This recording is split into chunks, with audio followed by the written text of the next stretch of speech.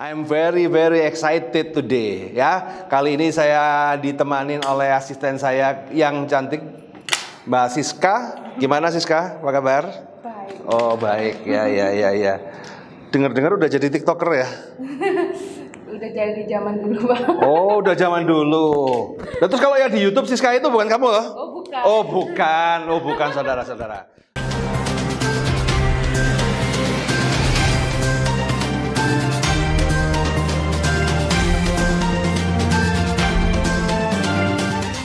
Oke, sis, kita bahas apa ini minggu kedua bulan Agustus ini?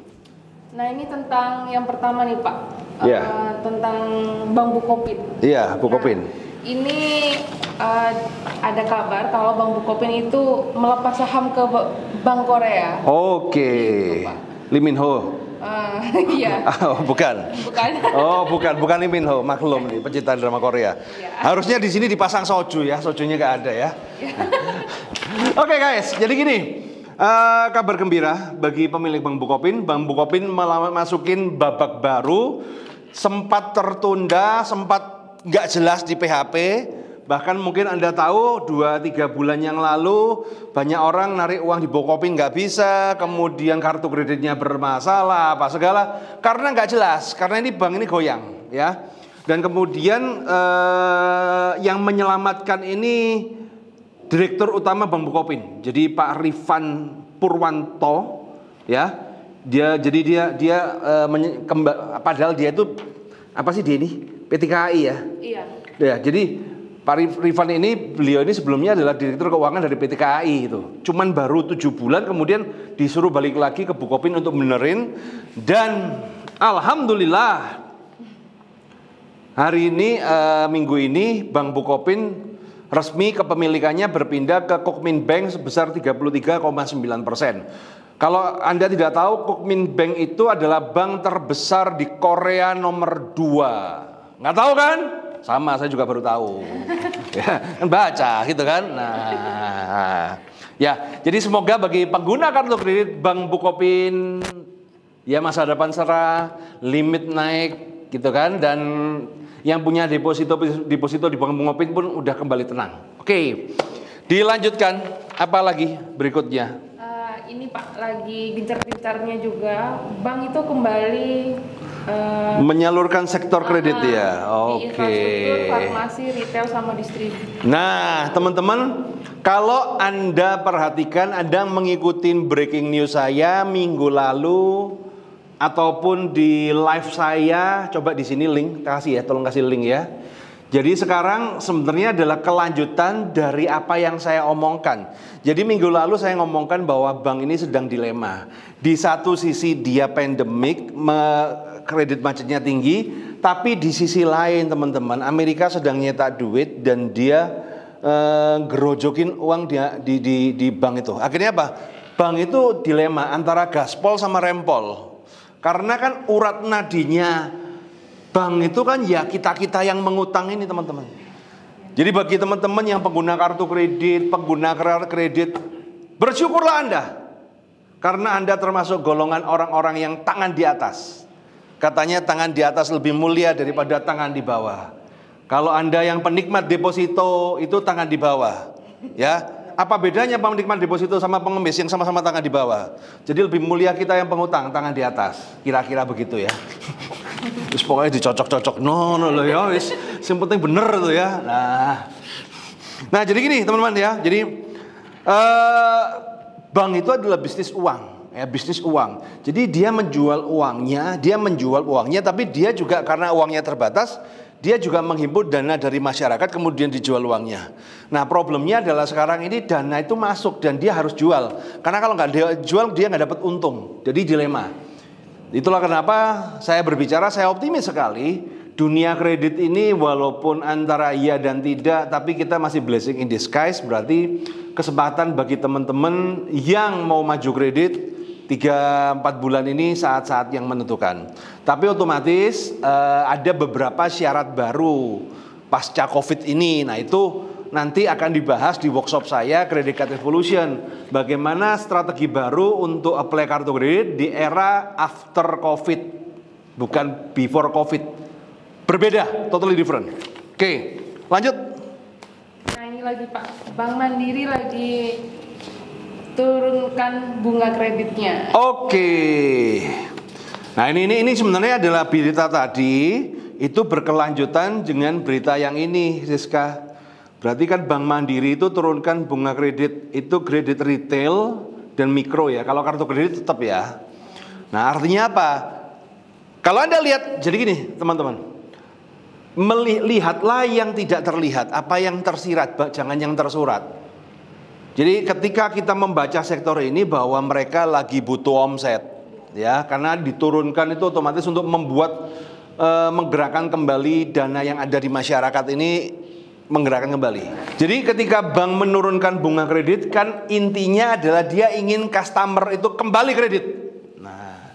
Jadi sebenarnya ini adalah data pendukung ya, data pendukung dari statement kita yang pertama itu, bahwa bank itu gencar. Kenapa teman-teman? Ya, lu bayangin aja loh, dari mulai Maret, April, Mei, Juni, Juli, gak dodolan, itu, terus katanya mangan opo, betul? Nah, jangankan bank, kita aja kalau nggak kerja juga ya bingung lama-lama kan? Nah, bank juga sama.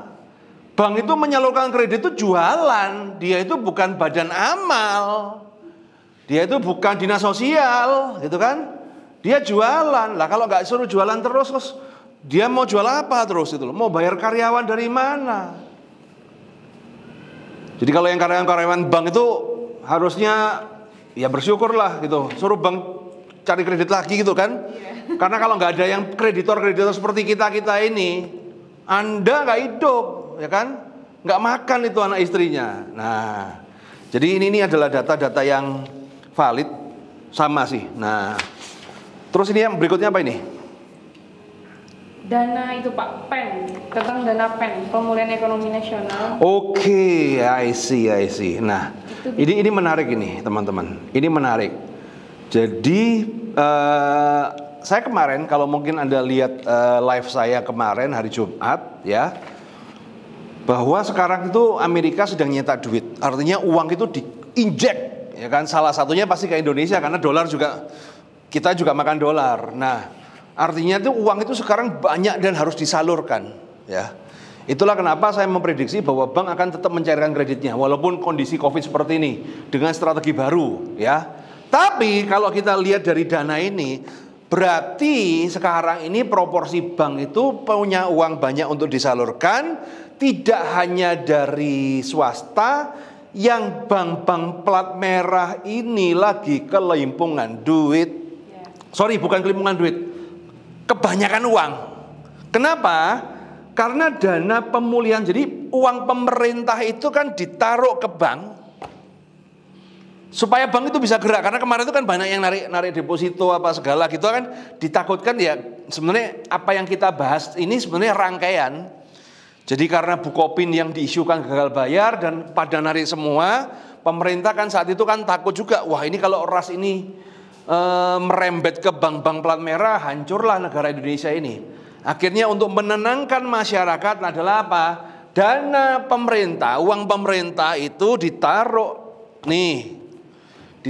di bank nih, gua simpen nih. Jadi nasabah depositonya itu pemerintah sekarang. Kalau kemarin kan nasabahnya kan masyarakat, uang-uang masyarakat kan ditaruh di situ.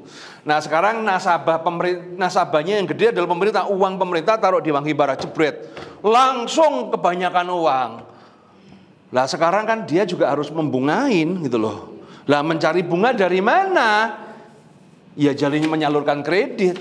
Kalau dia tidak mau menyalurkan kredit, kemudian bayar bunga pemerintah itu dari siapa? Jadi ini sebenarnya adalah kesempatan bagi Anda, teman-teman. Kalau saya berbicara 1 akan 2 bulan kemudian itu bank itu akan gencar juga mengajukan kredit, mencarikan kredit. Kenapa? Bukan masalah, Pak sekarang kan lagi pandemik, nggak ada urusan sama pandemik kalau sekarang. Ini sudah sebab dan akibat. Karena kalau bank tidak menyalurkan kredit, maka uang akan stagnan di bank. Lu bayangin aja ya, ada investor, misalnya gini bisnis, ada orang naruh uang ke kamu 10 miliar gitu loh. Dia kan kamu ngasih bunga ke dia kan, lah terus uangnya cuma didiamin aja. Iya. Ya rugi bro, ya kan? Ya kan dia kan harus diputerin, ini uang ini kan harus diputerin. Nah kita berbicara angka yang triliun, bukan cuma sekitar 10 juta, 20 juta. Ini ngomong triliun. Nah cuman ya kan strategi aplikasi sekarang adalah strategi yang AC. AC itu adalah after COVID. Kita tidak bisa Anda pakai strategi yang BC. BC itu before COVID. Kalau Anda tetap ngotot pakai strategi yang BC, kemudian apply kartu, apply kredit nggak dapat-dapat, ya jangan disalahkan saya karena Anda pakai strategi yang lama. Sekarang dunianya sudah baru. Nah bagaimana caranya strategi yang baru? Ikut kelas Credit Card Revolution. Daftar. Minggu ini, bulan ini Agustus ada di Medan dan di Bandung dan Jakarta. Kalau mau daftar linknya di bawah ini ya. Nah sekali-sekali iklan ya. Kemarin juga ada yang di YouTube bilang, oh endingnya jualan. Nah kenapa masalah gua kan? Mau jualan juga jualan gua, lu kok sirik amat sih? Biasanya orang-orang nyinyir tuh yang nggak bisa beli cuma komen doang gitu kan. Nah, kita ini kan melakukan penawaran teman-teman. Jangan iklan, beli silakan, enggak silakan ya. Jadi kan nggak usah baper-baper ya. Artinya apa? Tetap channel YouTube ini saya sajikan free bagi teman-teman. Saya akan update ilmu-ilmu yang update ya kan. Supaya apa? Supaya Anda ikut cerdas. Nah masalah lebih lanjut apa segala kan kembali kepada Anda. Wanna join? Silakan. Ya nggak mau juga nggak apa-apa gitu. Tenang aja ya, santai aja. Nah apalagi sis? Ini Pak ada seonggo. Seonggo apa? Kok tiba-tiba seonggo itu loh? Aduh, seonggo sapi di depan rumahmu gitu. Nah. Seonggok manusia Pak, rela utang 1M demi usaha. Ternyata buat rumah untuk selingkuhannya. Seonggok manusia, kamu itu sakit hati sama cowok kah? Hai cowok-cowok, kamu sedang dihina sama dia itu kan? Kamu itu seonggok tahu nggak? Wah, penyakit ini kan. Wah. Tak semua pria kayak begitu. Oh, iya. Jadi Pak Ray. Oh ya pasti, udah jelas ya kan. Rela utang 1 miliar demi modal kerja, uangnya malah dipakai suami bangun rumah selingkuhan. Iya. Pinter selingkuhannya itu kan. Itu ilmu cerdas itu selingkuhannya itu. Itu belajar copywriting dari mana Boleh itu ya kan? Lah ya, belajar hypnoseduction, NLP kalah itu. Yang ngaku-ngaku pakar itu kalah itu. Ya kan? Ini sampai suami rela memberikan uang utangan tuh untuk bangun rumah selingkuhannya. Ini kalau ketemu orangnya saya mau berguru ini. Iya, ini guru bukan kaleng-kaleng, ini guru jos Pak. Kita aja minta dibayarin cewek aja gak dapat kok ya kan. Lah ini selingkuhan luar biasa. Bagi Anda para selingkuhan kontak saya ya. Saya mau kursus private sama Anda. Mau saya gitu kan. Ini juga boleh nih ya kan. Ilmu bagaimana bangun rumah tanpa modal. Iya. Hanya modal suami orang. Cocok. Bikin workshopnya laris ini sis. Iya. Ya, bikin workshopnya laris ini sis. Saya ikut serta ya Pak. Ikut serta? Iya, Oh, berarti bagiannya apa ini? Nyatet aja ya Pak. Oh, nyatet aja. Ya. Ini ya beberapa waktu lalu video 1 unit alat berat meratakan bangunan rumah desa Mangga 2, Tanjung Beringin. Berdasarkan informasi, perobohan merupakan buntut polemik terjadi antara seorang anak dengan selingkuhan ayahnya. Wow. Berarti itu selingkuhannya habis bangun dirobohkan. Oh, ilmunya kurang bagus. Nggak jadi. Kurang canggih, bos. Kalau mau canggih belajar di workshop saya. Oh gitu ya, kebalik ya. Awalnya meminjam uang 1 miliar dari bank dengan modal usaha. Demi mengutang, mereka rela menjadikan rumah pribadi, rumah kontrakan sebagai jaminan. Beberapa waktu berselang tidak ada tanda-tanda. Oke, I see. Ya, jadi gini loh teman-teman. Ini sama, ini kena mindset kayak gini itu juga banyak terjadi sama murid-murid CCR yang istilahnya datang ke CCR nggak punya modal apa segala, dan kemudian ketika belajar saya tanya tujuanmu belajar apa Pak? Saya ingin membahagiakan keluarga Pak, saya ini bikin nama baik keluarga ini bangkit lagi Pak, saya ini bisnis apa segala. Begitu dapat cair duit ya kan, dapat kartu 100 juta, 200 juta, wah kalau bahasa Jawa gendak gitu loh kan. Gendak LC, gendak Bural itu kan bahasa Jawa Timur itu begitu. Tahu nggak kamu? Iya. Kamu tahu Purl nggak? Yang di karaoke itu Pak. Loh, Bukan ya? Purl itu public relation Oh. gitu loh. Heeh. Ini kok tahu karaoke itu, heran saya. Hah? Kamu pernah grebek suamimu di sana gitu? Enggak pernah. Pak. Oh, nggak pernah. Apa ikut penggerebekan? Ya begitulah ya teman-teman ya. Itu memang kenyataannya pria itu semakin kaya akan semakin nakal. Nah itu kadang-kadang karena kalau pria miskin baik hati itu nggak ketebak. Iya, betul. Iya kan? Pria miskin baik hati itu nggak ketebak kan? Lah gimana dia bisa selingkuh? Wong nggak punya duit loh kan? Nah, makanya teman-teman hati-hati ya, buat teman-teman.